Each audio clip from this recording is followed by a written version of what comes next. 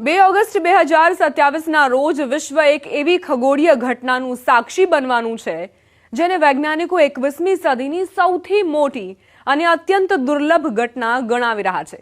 આ દિવસે અનેક દેશોમાં અચાનક દિવસના સમય દરમિયાન અંધકાર છવાઈ જશે, તાપમાન અચાનક ઘટી જશે અને કેટલીક મિનિટો માટે એવું લાગશે કે જાણે પૃથ્વી થંભી ગઈ હોય। સોશિયલ મીડિયા પર આવા દાવા હમણાં ખૂબ જ વાયરલ થઈ રહ્યા છે, જેને સદીનું મહાસૂર્યગ્રહણ કહેવાઈ રહ્યું છે, કારણ કે આ 21મી સદીમાં પૃથ્વી પર દેખાતું સૌથી લાંબુ પૂર્ણ સૂર્યગ્રહણ હશે।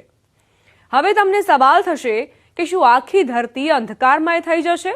તો તેનો જવાબ છે ના, એવું બિલકુલ નહીં થાય।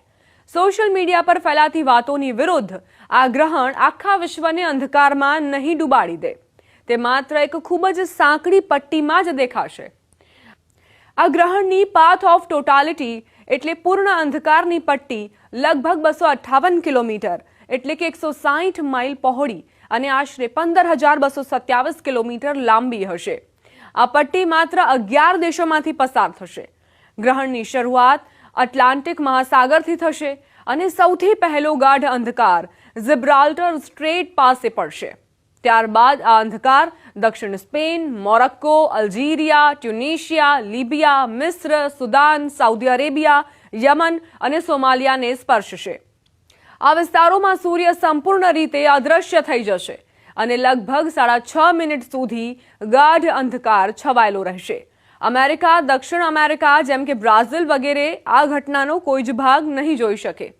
આ દિવસે ધરતીના અનેક ભાગોમાં દિવસના ઉજાસમાં અચાનક ઘોર અંધકાર છવાઈ જશે। તાપમાન 5 થી 10 ડિગ્રી ઘટી જશે। આકાશમાં તારાઓ ચમકવા લાગશે અને કેટલીક મિનિટો માટે એવું લાગશે કે જાણે પૃથ્વીએ પોતાના ધબકારા રોકી દીધા હોય। કારણ છે 21મી સદીનું સૌથી લાંબુ પૂર્ણ સૂર્યગ્રહણ। પૂરા 6 મિનિટ 23 સેકન્ડ સુધી ગાઢ અંધકાર। આ દિવસે ચંદ્ર સૂર્યને સંપૂર્ણપણે ઢાંકી દેશે। બપોર જેવો ઉજાસ અચાનક સાંજમાં બદલાઈ જશે।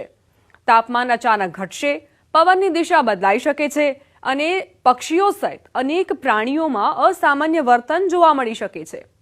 પૂર્ણગ્રહણ દરમિયાન સૂર્ય ફરતે વલય, ડાયમંડ રિંગ ઇફેક્ટ, ચમકતા ગ્રહો શુક્ર, બુધ અને કેટલાક તારાઓ પણ સ્પષ્ટ દેખાશે।